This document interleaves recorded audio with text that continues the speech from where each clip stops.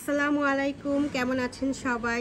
তৌফিকাস ওয়ার্ল্ডে সবাইকে স্বাগত। আশা করছি যে যেখান থেকে দেখছেন অনেক ভালো আছেন।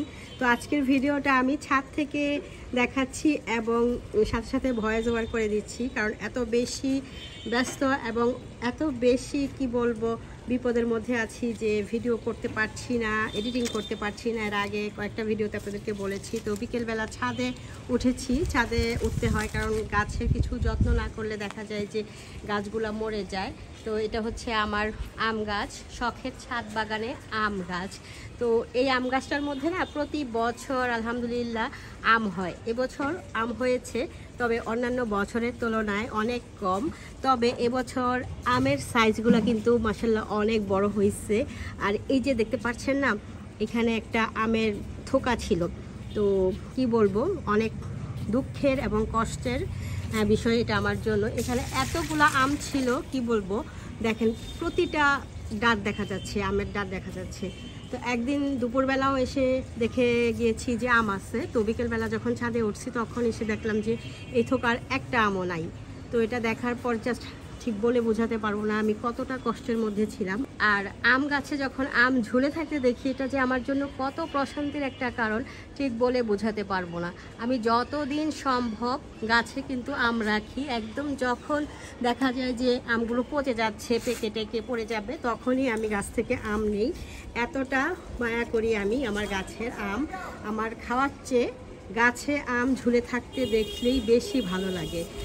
এই জন্য কিন্তু আমি আমার পরিবারের কাছ থেকে অনেক সময় অনেক কথা শুনি যে এত কষ্ট করে গাছে আম লাগাও, অন্যান্য কিছু লাগাও, সব কিছু নষ্ট হয়ে যায়, তুমি আসলে নেও না, খাও না, কাউকে দেও না। এই কথাগুলো কিন্তু আমি প্রায় সব সময় শুনে থাকি। তারপরও আমি আসলে নিতে ভালো লাগে না।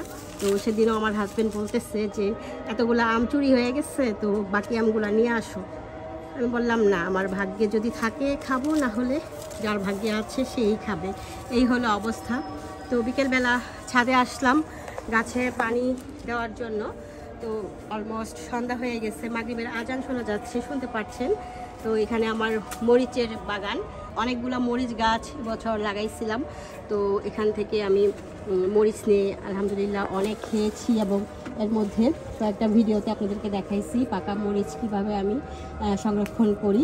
এই যে গাছের পাকা মরিচগুলো নিয়ে শুকায়ে তারপর আর কি বীজ বের করে সেটা আমি মাটিতে দিব, তারপরে চারা উঠবে। পরবর্তী বছর আবারও দেখা যাবে এই জাতের মরিচটাই আমি পাবো। সো আজকেও ছাদে আসার পর দেখলাম যে অনেকগুলা মরিচ পেকে গেছে এবং কাঁচা মরিচ আছে। তো সেদিনও বলেছিলাম আর কি বেছে বেছে মরিচগুলা নিচ্ছি। এছাড়া ছোট মরিচ আছে, আবার নতুন নতুন ফুল হচ্ছে, এই যে নতুন নতুন ফুল হচ্ছে। তো এসে যখন পাকা মরিচগুলো দেখলাম তখন ভাবলাম যে নিয়ে যাই, সেই সাথে যেগুলো আর কি খাওয়ার উপযোগী হয়েছে সেগুলোও নিয়ে যাব। তো এখন আর রান্নাবান্না তেমন একটা আমি শ্যুট করতে পারতেছি না, কারণ আরেকটা ভিডিওতে আপনাদেরকে বলেছিলাম যে আমার বোন অসুস্থ। তো আমার বোন প্রায় 15 দিন ধরে হসপিটালে আছে, একদম বলতে পারেন মৃত্যুসজ্জায়। তো সেখানে দেখা যায় প্রতিদিনই যাইতে হয়। এছাড়া আমার বাচ্চাদের পরীক্ষা ছিল, ছোট ছেলের পরীক্ষা চলতেছে, ঘরের কাজকর্ম, ভিডিও, এগুলো আর সব কিছু সামলাইতে গিয়ে আমি অনেক বেশি হিমশিম খেয়ে যাচ্ছি। তাই আর সুন্দর করে যে একটা ব্যাপার আছে না ভিডিও মেক করা, সেটা আর করতে পারতেছি না। আর আমি যে রিলগুলো দিই সেগুলোও আমি এডিটিং করতে পারতেছি না, দিতে পারতেছি না। আগে কিন্তু আমি প্রতিদিন রিল দেওয়ার চেষ্টা করতাম।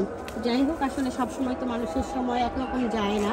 দুঃখ কষ্ট, ভালো মন্দ সব কিছু মিশিয়ে কিন্তু মানুষের জীবন। এই যে এদিকের মরিচের বাগান থেকে মরিচগুলো নিলাম, আলহামদুলিল্লাহ আরও মরিচ কিন্তু রয়েছে। তো বাসায়ও অনেক মরিচ আছে, তো এগুলো দেখা যাবে যে নষ্ট হয়ে যাচ্ছে, একদম বাসি হয়ে যাবে, তাই আর নিচ্ছি না। আবার যখন পাকবে তখন আর কি নিয়ে যাব। কিছুক্ষণের জন্য ভিডিও অফ রাখছিলাম কারণ আজান হচ্ছিল। তো আজান শেষ হয়েছে, সন্ধ্যা কিন্তু হয়ে গেছে। তো ওই দিকের গাছেও কিন্তু মরিচ আছে, এই যে ওই সাইডে আরও কিছু গাছ আছে ছাদের ওই পাশটায়। তো ওই পাশটায় কিন্তু মরিচ আছে, তো সেগুলোও মেবি পেকে গেছে। তো ওগুলো আর কি নিয়ে নেব। আমার এমনই হয়, আমার দেখা যায় এমনই হয়, কাঁচা মরিচ কমই খাওয়া হয়, পাকা মরিচগুলাই বেশি খাওয়া হয়। কারণ ওই যে ছাদে যখন কিছু হয়ে থাকে সেটা দেখতে আমার কাছে অনেক বেশি ভালো লাগে। তো সেজন্য আর দেখা যায় যে যেটাই হয় সেটাই নিতে নিতে একদম পেকে যায় কিংবা পচে যায়। এটা আমার বেলা সব সময় হয়। তার দেখেন এই সময়টাতে না ছাদের মধ্যে খুব সুন্দর ফুল ফোটে, আর এরকম ফুল ফুটে থাকলে কিন্তু অনেক ভালো লাগে। আর এটা হচ্ছে নাগা মরিচ আর কি, বোম্বাই মরিচ গাছ। তো একবার তো বোম্বাই মরিচ নিয়ে খেয়েছি অনেকগুলা, আবারও ফুল হচ্ছে। তো কথা বলতে বলতে দেখা যাচ্ছে বেশ সন্ধ্যা হয়ে গেছে। ওই দিকের মরিচ গাছ থেকেও মরিচ নেওয়া দরকার ছিল। সন্ধ্যার সময় তো গাছ থেকে কোনো কিছু নেওয়া নাকি ভালো না। আর এই সময়টাতে আর কি, এই সিজনে যখন গাছে এরকম রঙন ফুলগুলা ফোটে, ওরে বাবা কি যে ভালো লাগে, এটা জাস্ট বলে বোঝাতে পারবো না। এদিকেও কিন্তু সাদা এবং এই যে পিঙ্ক কালারের নয়নতারা ফুল রয়েছে। বিশেষ করে যখন রঙন ফুলগুলা ফোটে আমার কাছে মনে হয় কি বলবো, কেবল দু চোখ ভরে দেখি, এত ভালো লাগে। দেখেন কতটা সুন্দর লাগছে, একদম ফ্রেশ ফুলগুলা ফুটেছে। একটা ফুলও এখনও আর কি নষ্ট হয় নাই, কেবল ফুটেছে, অনেক দিন থাকবে। আর হচ্ছে ওই দিকে মরিচ গাছ আছে কিছু, আজকে আর নিব না যেহেতু সন্ধ্যা হয়ে গেছে। লেবুও নেওয়ার দরকার ছিল, লেবুগুলো অনেক বড় হয়ে গেছে, তো সন্ধ্যা হয়ে গেছে না। আর এই যে দেখেন নিম গাছ, নিম গাছটা দেখতে আমার অনেক ভালো লাগে। সেই সাথে আকাশ, সন্ধ্যার আকাশ, চাঁদ উঠে গেছে, একটু বড় হয়েছে চাঁদটা, তাই না? একটু বড় হয়েছে, এখনও কিন্তু পাখি উঠছে। তো যেহেতু আজকে রান্নাবান্না দেখাইলাম না, কোনো কিছু দেখাইলাম না, কেবল ছাদ বাগানের ভিডিওই দেখাইলাম। আগে যখন আমি ছাদ বাগানের ভিডিও দেখাইতাম অল্প অল্প করে, অনেক আপুরা আমার ছাদ বাগানটা দেখতে চাইতো। তো আসলে আমি সময় করে সেভাবে আর কি দেখাইতে পারি না, কারণ একটা ছাদ বাগান, ছাদের গাছ সব কিছু দেখানো অনেক সময়ের ব্যাপার এবং আরও অনেক কিছু ব্যাপার আছে। তো সেভাবে আর আসলে দেখানো এই মুহূর্তে পারছি না, ইনশাল্লাহ পরে কখনো সময় এবং সুযোগ হইলে দেখাবো। তো এটা বড়ই গাছ, এদিকে মিষ্টি কুমড়া গাছ আছে। তো যাই হোক, তো আজকে আর ভিডিওটা লং করব না। আর আমি ছাদে উঠে যখন এরকম রিয়েল ভয়েসে ভিডিও করি না, তখন আসলে আমি এত কথা বলি আমার কথা যেন ফুরাইতেই চায় না।